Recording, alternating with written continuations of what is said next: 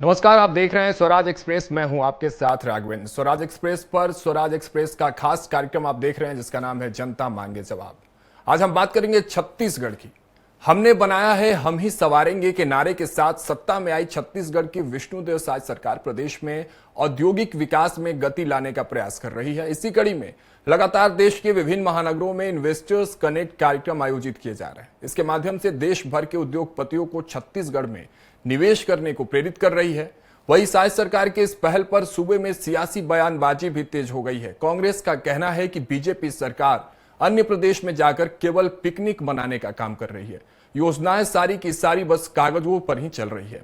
अब देखना होगा और ये देखने वाली बात होगी और इसी पर हम चर्चा भी करेंगे कि आखिर छत्तीसगढ़ को बनाने में कौन अपनी कितनी भागीदारी सुनिश्चित कर रहा है। लेकिन उससे पहले देख लीजिए हमारी एक खास रिपोर्ट।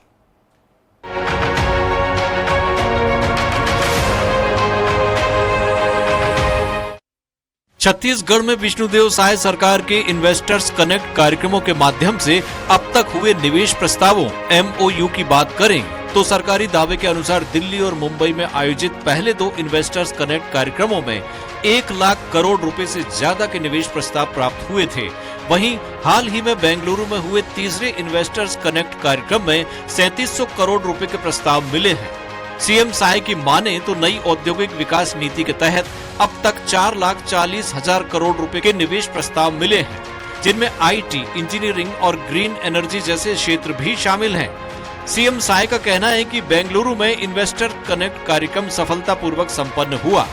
हमने अपनी उद्योग नीति प्रस्तुत की जिसमें उद्यमी व निवेशक प्रभावित हुए। इस दौरान 3,700 करोड़ रुपए के निवेश प्रस्ताव मिले और कंपनियों के साथ MOU हुए, जिससे इंजीनियरिंग व IT क्षेत्र में नए उद्योग स्थापित होंगे। बहुत इंटरेस्ट ले रहे हैं। अभी तक नई उद्योग नीति लॉन्च करने के बाद करीब 4,40,000 करोड़ के प्रस्ताव हम लोगों को मिल चुके हैं निवेश के। तो ये हमारे नई उद्योग नीति का ही असर है। बता दें कि रमन सरकार में भी प्रदेश में हजारों करोड़ के MOU हुए थे, जिसमें से ज्यादातर रद्द हो गए। आलम ये रहा कि बस्तर के लोहंडी गुड़ा में जमीन अधिग्रहण के बावजूद टाटा ने स्टील प्लांट नहीं लगाया, जिसकी वजह से पिछले भूपेश सरकार ने किसानों को अधिग्रहित की गई जमीन वापस लौटा दी थी। भूपेश सरकार के भी कोई बड़े उद्योग यहाँ नहीं लगे। हालांकि फूड प्रोसेसिंग यूनिट और रूरल इंडस्ट्रियल पार्क RIPA के माध्यम से ग्रामीण अर्थव्यवस्था को गति देने के प्रयास किए गए, लेकिन कई फूड प्रोसेसिंग यूनिट मूर्त रूप नहीं ले पाए। मौजूदा सरकार ने पिछली सरकार की RIPA जैसी योजनाओं को बंद कर नई औद्योगिक नीति के माध्यम से इन्वेस्टर्स कनेक्ट के जरिए निवेश को प्रस्तावित करने का प्रयास किया है। इस पर PCC चीफ दीपक बैज का कहना है कि कागज पर ही अभी काम चल रहा है। छत्तीसगढ़ में कोई इन्वेस्टमेंट नहीं हुआ है। बीजेपी सरकार अन्य प्रदेशों में जाकर पिकनिक मनाने का काम कर रही है। सरकार की कल्पना कोरी है। प्रदेश के किसी कोने में भी आप जाके देखेंगे, बस्तर से सरगुजा तक कहीं पे भी कोई बाहर से उद्योगपति आकर छत्तीसगढ़ में अभी तक कोई इन्वेस्टमेंट किया नहीं है। 1 रुपए का भी इन्वेस्टमेंट हुआ है तो बता दे सरकार। मैं समझता हूं इन्वेस्ट करने का बात ये पूरी तरह से कोरी कल्पना है। परिस्थिति में कोई भी बाहर से उद्योगपति यहाँ पे इन्वेस्ट करने के लिए बिल्कुल भी तैयार नहीं है। बहरहाल आयरन ओर, कोयला, लिथियम, बॉक्साइट, हीरा जैसे खनिज संसाधनों से संपन्न छत्तीसगढ़ राज्य में औद्योगिक विकास की अपार संभावनाएं हैं। सियासी आरोपों के बीच अब देखना होगा कि साय सरकार की नई उद्योग नीति और इन्वेस्टर्स कनेक्ट मीट प्रदेश की औद्योगिक विकास और युवाओं के लिए रोजगार उपलब्ध कराने में कितनी कारगर साबित होती है। स्वराज एक्सप्रेस के लिए रायपुर से दिलीप साहू की रिपोर्ट। तो इसी विषय पर आज हम विस्तार से चर्चा करेंगे। हमारे साथ मेहमान जुड़ चुके हैं, उनका परिचय करवा देता हूं। सबसे पहले राजीव चक्रवर्ती जी बीजेपी प्रवक्ता के तौर पर हमारे साथ जुड़ चुके हैं। सुरेंद्र वर्मा कांग्रेस प्रवक्ता, साथ ही PC रथ जी हैं वरिष्ठ पत्रकार के तौर पर हमारे साथ। बहुत बहुत स्वागत है आप सभी का हमारे साथ इस खास चर्चा में। राजीव जी, सबसे पहले आपके पास पहुंचना चाहूंगा। देखिए, आप कह रहे हैं कि हमने ही बनाया था और हम ही संवारेंगे, लेकिन विपक्ष कह रही है कि आप जहां भी जा रहे हैं इन्वेस्टर कनेक्ट के नाम पर वहां सिर्फ आप पिकनिक बना रहे हैं। आपके इस आस पर विपक्ष को विश्वास ही नहीं है, कैसे विश्वास स्थापित करेंगे? और इस पिकनिक वाले पूरी बात पर आपकी क्या प्रतिक्रिया रहेगी? चक्रवर्ती जी। नहीं, ठीक बोल रहे हैं, पिकनिक बना रहे हैं। कोई भी काम करने के पहले और वो माहौल बनाना पड़ता है, क्योंकि पिकनिक भी एक बहुत बड़ी इंडस्ट्री है और टूरिज्म उसका एक जीता जागता उदाहरण है। जब छत्तीसगढ़ में बस्तर और सरगुजा जैसे वनाच्छादित क्षेत्र है जहां शुद्ध हवा, ऑक्सीजन, प्योर ऑक्सीजन मिलता है, ऐसा क्षेत्र मिलना बड़ा मुश्किल है। नॉर्थ ईस्ट के बाद अगर कोई जगह है तो वो छत्तीसगढ़ है जहां वन क्षेत्र है। और बिल्कुल मैं ये भी राघवेंद्र जी कहूंगा कि जो पिछली कांग्रेस सरकार है, अपने नैतिक धर्म से उठकर जो रीपा का प्रोजेक्ट उन्होंने बनाया था कांग्रेस ने, बहुत अच्छा प्रोजेक्ट था, उसमें कोई कमी नहीं थी। कमी थी उसे मूर्त रूप से वो लाने में असफल रहे। और डॉक्टर रमन सिंह की सरकार भी, इसे कांग्रेस को स्वीकार करना चाहिए कि सन 2013 और 18 के बीच में इन्वेस्टर मीट के लिए पुणे, बॉम्बे, हैदराबाद से लेकर चेन्नई और तमाम जगह गए थे, सिंगापुर भी गए थे और वहां पे बहुत सारे एमओयूज हुए थे। बहुत सारे एमओयूज मूर्त रूप लिए हैं कि बहुत सारी कंपनी है अभी भिलाई में, इंडस्ट्रियल एरिया ग्रोथ 1 में है, कोरबा में है, लैंको जैसी बहुत बड़ी परियोजनाएं भी आई थी। कुछ परियोजनाएं बंद भी हो गई जो आर्थिक मंदी के चलते। लेकिन देखिए, पिछली सरकार, मेरी सरकार, ऐसे करने से उद्योग नीति प्रभावित होती है। उद्योग नीति के लिए स्पष्ट, सही, सुंदर औद्योगिक वातावरण चाहिए, स्किल्ड वर्कर चाहिए, बैंकों का वहां पे ब्रांच होना जरूरी है, अच्छी सड़कें होनी चाहिए, एयर कनेक्टिविटी होना चाहिए। ये तमाम चीजें छत्तीसगढ़ में मौजूद है। और मैं तो ये भी कह रहा हूं ना कि मैं साहस के साथ कह रहा हूं, रीपा अच्छी परियोजना थी, ग्रामीण परियोजना में ग्रामीणों के लिए रोजगार भी, लेकिन वहां पर हम पिछड़े क्यों? जब कंपनी आई उन्होंने कहा कि हमारे यहां पर स्किल्ड वर्कर नहीं है। हमारे जो आईआईटी है, जो औद्योगिक जो स्कूल्स हैं या पॉलिटेक्निक स्कूल है, वहां पर कोई प्रैक्टिकल नहीं होता है, केवल थ्योरेटिकल की जाती है। तो एक समस्या है छत्तीसगढ़ के साथ स्किल्ड वर्कर की। एक कमी है छत्तीसगढ़ में अभी, वो है औद्योगिक वातावरण की। जो वर्किंग एनवायरनमेंट होता है, जो गुजरात में है, जो बेंगलुरु में है, जो महाराष्ट्र में है, वो औद्योगिक वातावरण बनाने के लिए समय चाहिए और हमको हमारे विपक्षी बंधु का भी सहयोग चाहिए। और अभी जो छत्तीसगढ़ ने 0.20% जो नीति आई है कि सिंगल विंडो से आपको सारी चीजें मिल जाएगी, आपको जमीन मिल जाएगा, आपका इंफ्रास्ट्रक्चर हम डेवलप करके देंगे। आप देख सकते हैं जो जितने भी इंडस्ट्रियल कॉरिडोर बने अभी रायपुर के आसपास, वहां काम शुरू हो चुका है। छोटी छोटी इकाइयां भी आ रही है, जो मिडिल स्मॉल स्केल इंडस्ट्री आ रही है, स्मॉल स्केल इंडस्ट्री आ रही है, मैक्सिमम जो बड़ी इंडस्ट्री वो भी आ रही है। देखिए, काम शुरू हो चुका है। और जो पिकनिक जा रहे हैं, जो दीपक बैद जी ने कहा, ऐसा नहीं है, वहां पर भी एमओयूज हुए हैं और कंपनियों ने दिलचस्पी ली है। मैं कह रहा हूं ये एक लंबी प्रक्रिया है। केवल कागज में बना देते, जैसे रीपा एक अच्छी परियोजना थी, लेकिन वो कागजों में थी, उसे धरातल में इंप्लीमेंट करने में यह समस्या है कि स्किल्ड वर्कर नहीं थे, कनेक्टिंग रोड नहीं थे, और उसके बाद जो एनवायरनमेंट होना चाहिए, जो पूरा 9 घंटे का कामकाज होगा, वो कामकाज नहीं दिखा, कंपनियों ने इंटरेस्ट नहीं लिया। लेकिन फूड प्रोसेसिंग, एनवायरनमेंट और जो बेसिक इंडस्ट्री होना चाहिए, वहां छत्तीसगढ़ में प्रचुर संभावना है। और छत्तीसगढ़ आने वाले समय में, आज ये विकास के दृष्टि से 7वां सबसे बड़ा राज्य है, तो निश्चित रूप से ये प्रयास कर रहे हैं कि छत्तीसगढ़ एक बड़ा औद्योगिक राज्य बन जाए, जिसमें रोजगार भी मिले, जिसमें तकनीकी प्रशिक्षण भी मिले बच्चों को, और प्रशिक्षण लेने के तुरंत बाद उन्हें नौकरी मिल जाए। जैसे भिलाई स्टील प्लांट हुआ करता था रायपुर का, बहुत प्रगति हुई छत्तीसगढ़ की। उसके बाद उर्ला के कारण से बहुत प्रगति हुई पूरे छत्तीसगढ़ से। लेकिन राजीव जी, आपने अभी कहा कि आपके विपक्षी साथियों का भी योगदान जब आपको पूर्णतः मिलेगा तो 100% धरातल पर चीजें आएंगी। हमारा सवाल कहीं ना कहीं आप उससे बिछड़ भी गए थे, और मैं पुनः उसको दोहराता हूं कि आपके इस आस पर जो विपक्ष का अविश्वास है, उस अविश्वास को विश्वास में कैसे आप तब्दील करते नजर आएंगे? वो वैसे करेंगे कि उनको हम विश्वास में लाएंगे कि देखिए, हर जो राजनीति में है, उनके भी घर के लोग व्यापार में हैं, उद्यम में हैं, वो भी श्रमजीवी लोग हैं, तो उनकी सलाह लेंगे। उनके जो विशेषज्ञ है, टीएस सिंहदेव जी एक अच्छे, उनके पास विजन है, उनकी सलाह लेंगे। भूपेश बघेल जी के पास भी एक लेबर पॉलिसी है, उनकी हम सलाह लेंगे। चरणदास महन जी के औद्योगिक जो कोरबा और शक्ति जो उनका क्षेत्र है, बहुत बड़ा बेल्ट है इंडस्ट्री का, वहां से हम उनका सहयोग लेंगे, उनकी हम सहयोग रखेंगे और वो टीम में उनको रखा जाएगा। तो बिल्कुल पक्ष जो प्रतिपक्ष है, उनके लोगों को भी रखना चाहिए, और हम ही गढ़ेंगे, हम ही बनाएंगे अपना छत्तीसगढ़। ये तो विचारों की लड़ाई है, लेकिन जब हम धरातल पर बैठेंगे कि हमको छत्तीसगढ़ को आगे बढ़ाना, आइए टेबल पर बात करते हैं। निश्चित रूप से वो भी आएंगे सारे। अब हम देख रहे थे कि विधानसभा में हास प्रयास होता रहता है, तो ये तो बहुत सीरियस मैटर। और मैं आपके चैनल को बधाई देता हूं कि राजनीतिक विवाद से इतर आपने वो इंडस्ट्रियल पॉलिसी को लेकर आपने डिबेट रखा है, बहुत अच्छी बात है। ऐसे इससे भी संदेश जाएगा। तो निश्चित रूप से व्यापार वसते लक्ष्मी धनम, जहां पे व्यापार होता है वहां लक्ष्मी आती है और धन की वर्षा होती है। तो व्यापार हमको करना पड़ेगा, उद्योग हमको करना पड़ेगा, और आगे चल के उसकी रूपरेखा तैयार हो रही है। भले उसे कांग्रेस पार्टी पिकनिक का है, कोई बात नहीं है, उसको हम हास परिहास में लेते हैं, लेकिन उस पिकनिक पार्टी से भी एक संदेश आएगा, लोग आएंगे। मैं चला था अकेले मंजिल मकसूद में, लोग मिलते गए, कारवां बनता गया। चलिए, अच्छी बात है। बिल्कुल अब देखने वाली बात होगी कि जिस तरह से जिस नीति के साथ आपकी सरकार आई है सामने, अगर वो धरातल पर चीजें उतर जाए तो वाकई तस्वीर और तकदीर दोनों छत्तीसगढ़ की बदलते नजर आएगी। वापस आप तक आएंगे, लेकिन सुरेंद्र वर्मा जी आपका रुख करते हैं, आपकी साथ की बहुत जरूरत है। चक्रवर्ती जी कह रहे हैं कि आपकी राय मशवरा भी ली जाएगी। नाराजगी किस बात की है आपकी?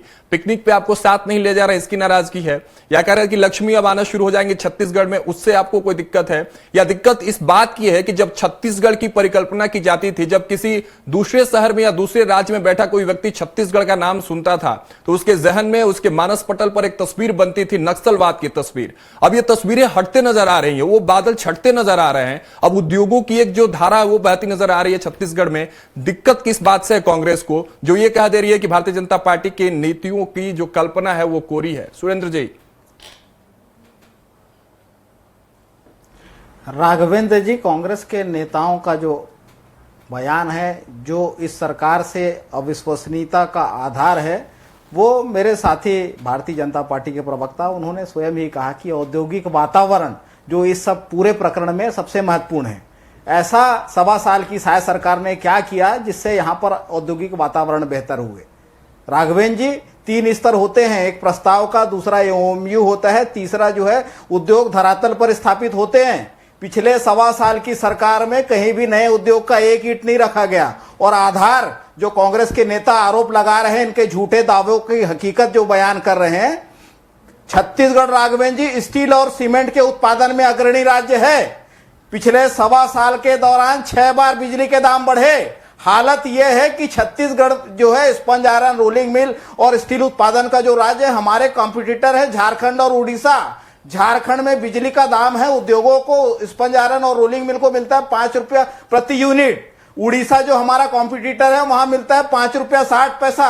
और सरकार जो है शायद छत्तीसगढ़ में भाजपा की है, इन्होंने 5 बार कीमत में वृद्धि करके अब ये कर दी है 7 रुपया 80 पैसा। तो हमारे छत्तीसगढ़ के उद्योग कैसे सरवाइव करेंगे? 1.5 गुना, मतलब कोयला हमारा, जमीन हमारा, पानी हमारा, और हमारे उद्योगपतियों को जो छत्तीसगढ़। चक्रवर्ती जी रुक जाइए, सुन लीजिए, बात पूरी हो जाए। चक्रवर्ती जी बात पूरी सुन लीजिए। और भी आधार हैं। तो राघवेंद्र जी, इनको दिक्कत यही होती है। पिछले 1.25 साल में हमारी सरकार के दौरान 5 साल जब हमारी सरकार थी, 486 नए उद्योग स्थापित हुए, और जो प्रसंस्करण के नए उद्योग थे उनकी संख्या थी 2307। और गांव-गांव में जिसकी तारीफ अभी राजू भाई ने भी कही, वो मैं धन्यवाद देता हूं, क्योंकि वो छत्तीसगढ़ की समृद्धि से जुड़ा है। हमने गांवों को जो है ग्रामीण औद्योगिक पार्क के रूप में स्थापित किया रीपा परियोजना में। आज जो है यहां पर कोदो कुटकी रागी का प्रसंस्करण बंद है। 2 सहकारी शक्कर कारखाने बंद हो गए। जो 13 एथेनॉल प्लांट बन रहे थे, जिसमें 5 कंप्लीट है, उनका काम ये बंद कर दिए। इसी प्रदेश में 650 नई राइस मिल कांग्रेस सरकार की समय खुले थे, उसमें से 300 से ज्यादा बंद हो गए। शायद सरकार की गलत नीतियों से के चलते जो बिजली के दाम बढ़ा के 1.5 गुना किए हैं, 450 से ज्यादा स्पंज आयरन और रोलिंग मिल बंद हुए। तो ये नए खोलने का दावा करते हैं जिसमें एक ईंट नहीं रखा गया। ये तो जो उद्योग संचालित थे उसको तक ये बंद कर दिए। अभी ये औद्योगिक वातावरण की बात कर रहे थे राघवेंद्र जी, ये बताएं कि जो 30% की छूट जो मिलती थी लीज रेंट पे, उसको ये सरकार खत्म कर दी। बिजली के दाम हमारे कॉम्पिटिटिव राज्यों से 1.5 गुना ज्यादा। फिर ये कैसे उम्मीद करते हैं कि यहां पर उद्योग स्थापित होंगे, चलेंगे? तो इनका फोकस जो है मोदी के मित्र अडानी ये तो कह रहे हैं, सीमेंट कंपनियों पर कब्जा किया जा रहा है, जो अंबुजा सीमेंट। चक्रवर्ती जी तो कह रहे थे कि ये बहुत लॉन्ग टर्म प्रोसेस है। ये कह रहे हैं कि करत करत अभ्यास से जड़मत हो, सुजान रसरी आवत जाते सिल पर पड़त निशान। अभ्यास तो कर रहे हैं और उस अभ्यास में भी आप बाधा बन रहे, ऐसा कह रहे थे वो अभ्यास अब ना अभ्यास सही दिशा में करे। हम तो मांग करते हैं छत्तीसगढ़ की समृद्धि का तो सवाल है, इन्वेस्टर्स यहाँ के युवाओं की छत्तीसगढ़ में नौकरी आएंगे छीनी जा रही है। सुरेंद्र जी, जो उद्योग अंबुजा लगेंगे सीमेंट को अडानी छत्तीसगढ़ में, ने क्या ये खरीदा सही है, दिशा नहीं है क्या? 8% छट्टी की गई है। सुरेंद्र जी, उद्योगों लगे का तब लगना ना, सही दिशा नहीं है क्या? वही तो मैं कह रहा हूं, नया उद्योग एक लगा नहीं है। 1.25 साल के भीतर जो है 1000 से ज्यादा कारखाने बंद हुए, उसमें 400 से ज्यादा स्पंज आयरन है, 300 से ज्यादा राइस मिल है। तो ये तो लगे लगाए उद्योग जो है ये बंद करवा रहे हैं। इनकी नीतियां, मैंने तथ्यों के साथ कहा कि जो लीज रेंट में 30% की छूट थी वो खत्म कर दिए। बिजली के दाम उद्योगों पर हमारे पड़ोसी राज्यों से 1.5 गुना ज्यादा है। आज उद्योगों को स्टील और स्पंज आयरन को मिल रहा है 7 रुपये 80 पैसा, झारखंड में 5 रुपये है। तो ऐसे ये अनाप शनाप वसूली करके ये उद्योगों के लिए प्रतिस्पर्धी माहौल नहीं बनाना चाहते, ये एकाधिकार चाहते हैं। जिस तरह से अडानी को नंदराज पर्वत दिए, जिस तरह से बालको पौने दाम पे बेचा गया, जिस तरह से अभी हसदेव अरण्य में 12 खदानें जो CIL कोल इंडिया लिमिटेड और NMDC की थी अपने मित्र को हस्तांतरित कर रहे हैं। NMDC को बेचने के लिए ये सेल लगा के रखे सरकारी साइट दीपम में। तो भारतीय जनता पार्टी की सरकारों का फोकस जो है यहाँ औद्योगिकरण को बढ़ावा देना नहीं है, बल्कि छत्तीसगढ़ के जल, जंगल, जमीन और संसाधन मोदी की झोली में डालने का है। ये साफ दिख रहा है। बाकी उद्योग इनको नहीं चाहिए, इसीलिए तो ये अत्याचार कर रहे हैं। 30% लीज रेंट बढ़ा दिए, बिजली के दाम 1.5 गुना। ठीक है, जवाब देंगे चक्रवर्ती जी, इन सारे सवालों का जवाब देंगे। आप तक आते हैं चक्रवर्ती जी, लेकिन उससे पहले ठीक है, पीसी रथ जी हमारे साथ जुड़े हैं, वरिष्ठ पत्रकार है, इनका अपना एक लंबा अनुभव है। पीसी जी, आपसे समझना चाहेंगे इस पक्ष विपक्ष की लड़ाई में छत्तीसगढ़ के विकास में, उसके बदलते तस्वीर और तकदीर में कितना कारीगर साबित होगा ये इन्वेस्टर कनेक्टमेंट? किस तरह से आप इसको देखते हैं?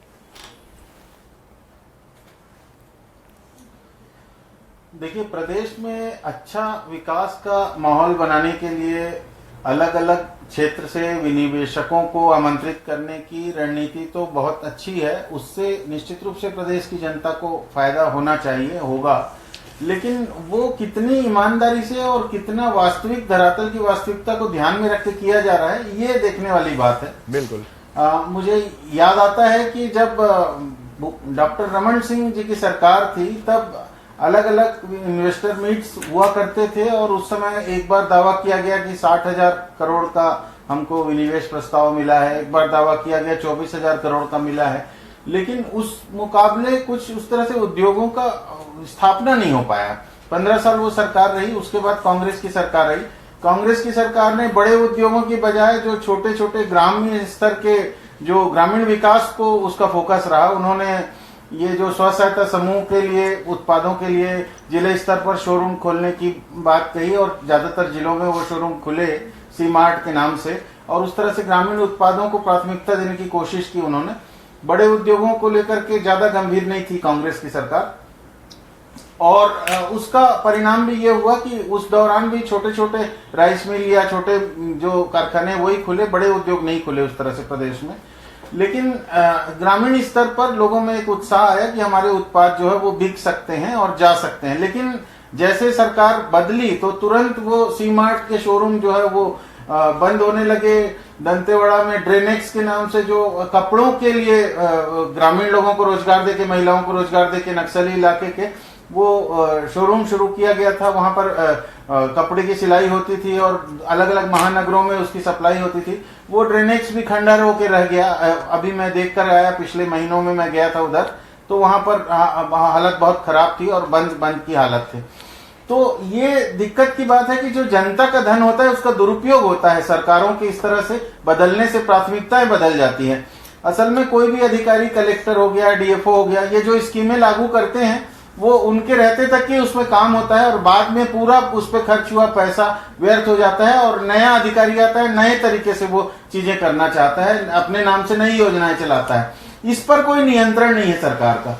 और ज्यादातर विभागों में मंत्री जो है वो अधिकारियों के इशारे पे चलते हैं और कहाँ क्या फायदा हो सकता है उसको ध्यान में रख के, जबकि स्थानीय संसाधनों का पे फोकस होना चाहिए, उसका उपयोग हो, स्थानीय मानव संसाधन को रोजगार मिले और उससे लोगों के घर में आर्थिक खुशहाली आए, जिससे विकास हो अपने आप। तो वो चीजें नहीं हो पाती। टूरिज्म को लेकर के 15 साल 20 साल पहले जो मोटल्स बनाए गए थे, कई करोड़ रुपए उसमें खर्च हुए और पूरे मोटल अभी जंगल बने हुए हैं। वहां पर पूरा कोई पर्यटकों के लिए न ठहरने की व्यवस्था न कहीं कुछ। इंफ्रास्ट्रक्चर डेवलप करना चाहिए, सड़कें हर जगह होनी चाहिए, जिस तरह से सूचनाएं होनी चाहिए कहाँ क्या पर्यटन स्थल कितनी दूरी पर है, उसके आसपास में कहाँ होटल है, कहाँ पर ठहरने की व्यवस्था है, कहाँ खाने के रेस्टोरेंट है। ये सब लिंकिंग सिस्टम जो है वो डेवलप नहीं हो पा रहा है छत्तीसगढ़ में, जबकि इसमें सरकार का बहुत ज्यादा खर्च नहीं होना है। सरकार का फोकस उस पर रहता है कि इंफ्रास्ट्रक्चर के नाम से बड़े प्रोजेक्ट मिले और उस पे जो है जो कमीशन खोरी हो जाए और लोगों को फायदा हो जाए, अधिकारियों को, नेताओं को। जबकि होना ये चाहिए कि छोटे छोटे पर्यटन स्थलों पे छोटे कम बजट वाले पर्यटकों के ठहरने की व्यवस्था हो, पहुंचने की सड़कें हो, जाने आने के लिए वाहन की सुविधाएं हो। इन सब चीजों को पर्यटन के हिसाब से विकास के हिसाब से देखा जाना चाहिए। पड़ोसी राज्य उड़ीसा से सबक लेना चाहिए, वहां पर कितने पर्यटक जाते हैं, किस तरह से वहां पर अपनी सांस्कृतिक विविधता को दिखा करके वो लोग पुरातत्व के महत्व के स्थलों को दिखाकर वो लोग पर्यटकों को आकृष्ट करते हैं। वो ऐसा छत्तीसगढ़ में प्रॉपर नहीं हो पा रहा है और इस विभाग को एक तरह से उपयोगी विभाग के तौर पे नहीं दिया जा रहा है। मूल रूप से खनन पे जोर दिया जा रहा है और खनन का राजस्व बजट में देखें तो 7,000-8,000 करोड़ से ज्यादा का रॉयल्टी नहीं मिलती सरकार को, जबकि वो उसमें कई अरबों रुपए की कमाई उन इंडस्ट्रीज को हो जाती है जो उससे जुड़े रहते हैं। तो ये विरोधाभास है कि एक जो हमारा समृद्ध संसाधनों से समृद्ध, प्राकृतिक संसाधनों से समृद्ध प्रदेश है, तो इसके संसाधनों का उपयोग जो है आम जनता के हित में प्रॉपर नहीं हो पा रहा है। बिल्कुल। तो दोनों पार्टियों को और जो दूसरे राजनीतिक दल हैं सबको मिलजुल के इसके लिए प्रयास करना चाहिए कि सही तरीके से विकास कहाँ हो सके। नक्सल समस्या की बात नहीं है, पर्यटन के लिए जो नक्सल प्रभावित क्षेत्र नहीं थे वहां पर भी उद्योगों का, पर्यटन का विकास नहीं हुआ है। अगर उद्योग लगे भी हैं तो ऐसे प्रदूषित उद्योग हैं कि रायपुर में ये हालत है कि आप काली धूल से बच नहीं सकते। घर के बाहर भी काली धूल, घर के भीतर भी काली धूल, यानी उद्योगों पे कोई नियंत्रण नहीं है। उद्योग नीति और उद्योग मंत्री का कोई सरोकार नहीं है उससे। यहाँ देखिए बेमेतरा में एक विस्फोट हुआ जिसमें 15-20 लोग मारे गए, घायल हुए, लेकिन आज तक सरकार उसकी रिपोर्ट तक नहीं ला पाई है सामने। दंडाधिकारी जांच के लिए 45 दिन का समय तय किया गया था, फिर 3 महीने का किया गया, अभी तक के 9 महीने होने जा रहे हैं। उस विस्फोट के कारण मूल जिम्मेदार लोगों की पहचान नहीं हुई है। बिल्कुल। तो इस तरह से उद्योगों पे अगर नियंत्रण नहीं होगा तो अनियंत्रित उद्योग भी फायदेमंद नहीं है, जनता के लिए नुकसानदायक है। तो भोपाल गैस त्रासदी जैसा संयुक्त मध्य प्रदेश में हम लोग देख चुके हैं, दुर्घटना भयावह, तो उससे सबक लेने की बात है। तो उद्योग के विकास की बात से किसी को ऐतराज नहीं है, लेकिन सरकार की नीति स्पष्ट होना चाहिए कि उसकी प्राथमिकता में जनता रहे। बिल्कुल बिल्कुल। जितने भी सुरेंद्र वर्मा की जो एलिगेशंस थे उस पर जवाब तो आप दीजिएगा ही दीजिएगा, लेकिन देखिए जिस तरह से पीसी रथ जी कह रहे थे कि एक नियति तो आपकी है कि छत्तीसगढ़ की विकास हो, लेकिन नीति बहुत ही शानदार तरीके से उसको ड्राफ्ट करना होगा और उसको धरातल पर लाना होगा। लेकिन एक निवेदन के साथ मैं आप दोनों से, कांग्रेस प्रवक्ता, बीजेपी प्रवक्ता, आप दोनों लोग बड़े पार्टी के 2 बड़े नेता हैं, 2 बड़े प्रवक्ता बैठे हुए यहाँ पे, निवेदन के साथ ये बात मैं कहना चाह रहा हूं क्योंकि मेरे साथ साथ जो छत्तीसगढ़ की जनता है उसके अंदर आप अगर हर्ष और उल्लास की जो भावना आप देख पा रहे होंगे, इतनी तेजी से उमड़ रही होगी इस फैसले के बाद कि मैं उसकी आकलन भी नहीं किया जा सकता, उसको मतलब उसकी व्याख्या नहीं की जा सकती है। अतीत में जो हो गया, चक्रवर्ती जी और वर्मा जी आप दोनों से निवेदन है उस पर पानी फेरकर क्यों ना आगे भविष्य में जो नीति और नियति दोनों जो सामने आ रहे एक साथ मिलकर छत्तीसगढ़ को फिर से विकसित करने की बात की जाए। चक्रवर्ती जी। बिल्कुल, छत्तीसगढ़ का नवयौवन पर है। 25 वर्ष हो गए छत्तीसगढ़ के राज्य को बने और बहुत अच्छा प्रगति किया है और बहुत कुछ पाना बाकी है। और उसके लिए सबसे बड़ा महत्वपूर्ण होता है उद्योग व्यापार। और उद्योग और व्यापार को लेके छत्तीसगढ़ का पहले से ही जो पुरानी विरासत है, तो लोहा, कोयला, सीमेंट और इंडस्ट्री की रही है। कोर सेक्टर की अगर बात कर दें और स्मॉल सेक्टर की बात कर दें तो प्लास्टिक इंडस्ट्री, फर्नीचर इंडस्ट्री, जो पूरा सुदूर उड़ीसा से लेकर झारखंड और मध्य प्रदेश तक का इसका दबदबा रहा है। अगर कॉटन इंडस्ट्री की बात कर रहे हैं, रेडीमेड सेक्टर की बात कर रहे हैं, तो उसमें भी काफी बहुत अच्छा एक ट्रेड सेंटर है। चक्रवर्ती जी, सुरेंद्र जी का जो मुख्य सवाल था वातावरण पे आप जवाब दीजिए। इंडस्ट्रीज और रिसोर्सेज तो सबको पता है कि छत्तीसगढ़ में प्राकृतिक हाँ, उस पर जवाब दे दीजिए जल्दी से। वातावरण की बात करिए, नेचुरल रिसोर्सेज हो चाहे अन्य रिसोर्सेज में छत्तीसगढ़ के पास तमाम रिसोर्सेज है, लेकिन वातावरण जब तक नहीं मिलेगा तब तक विकास नहीं होगा। आ रहा हूं सुरेंद्र जी आपके पास जल्दी से। चक्रवर्ती जी। बिल्कुल मिलके ही विकास होगा। भले कांग्रेस पार्टी कुछ भी कहे, 15 वर्ष तक जो हमारा राज था हमने अच्छा खासा इसमें प्रयास किया है, हमने काम किया है। आज अगर आप देखेंगे पूरे इंडस्ट्रियल कॉरिडोर है, कोरबा से लेकर रायपुर, हथखोज, भिलाई से लेकर तमाम जो उद्योग लगे हैं उसके पूरे भारतवर्ष में नाम है।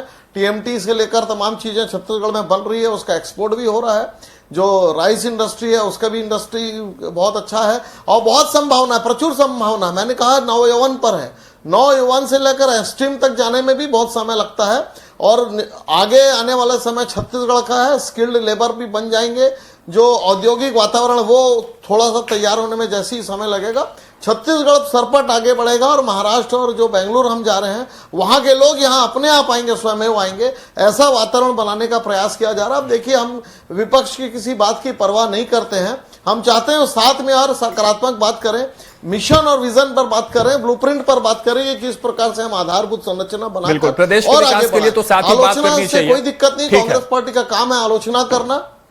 ठीक है सुरेंद्र, जल्दी से जवाब दे दीजिए।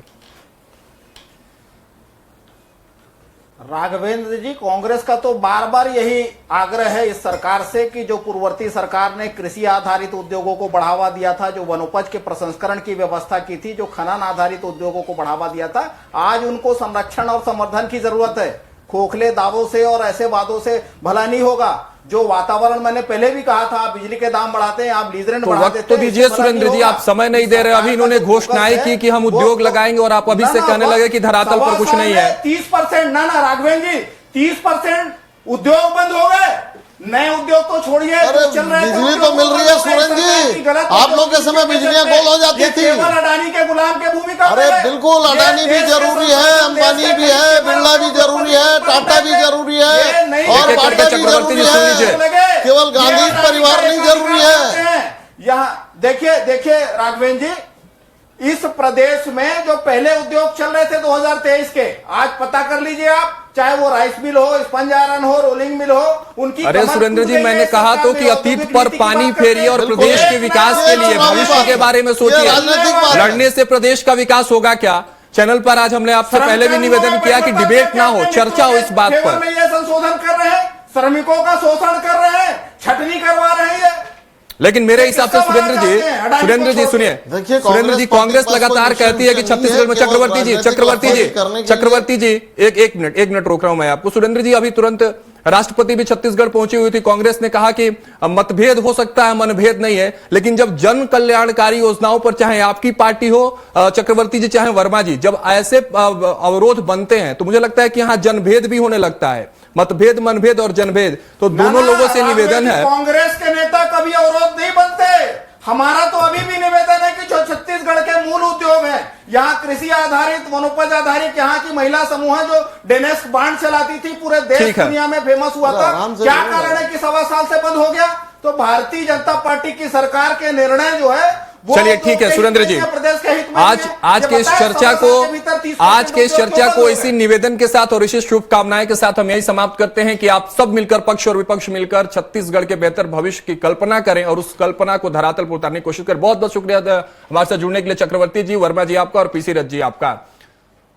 तो देखिए, आज हमने चर्चा की कि किस तरह से इन्वेस्टर मीट को लेकर छत्तीसगढ़ में सियासी बयानबाजी भी शुरू हो गई। हालांकि पहले भी तमाम एमओयू साइन हुए हैं, लेकिन वो धरातल पर नहीं उतर पाए हैं। सवाल इस बार भी यही है कि क्या इस बार जो औद्योगिकरण की बात छत्तीसगढ़ में हो रही है, क्या वो भी कागजों पर सिमट कर रह जाएगी या धरातल पर उतरते नजर आएगी, जिससे छत्तीसगढ़ की तकदीर और तस्वीर दोनों बदलते नजर आएगी। फिलहाल मेरे साथ इस चर्चा में इतना ही। आप देखते रहिए स्वराज एक्सप्रेस।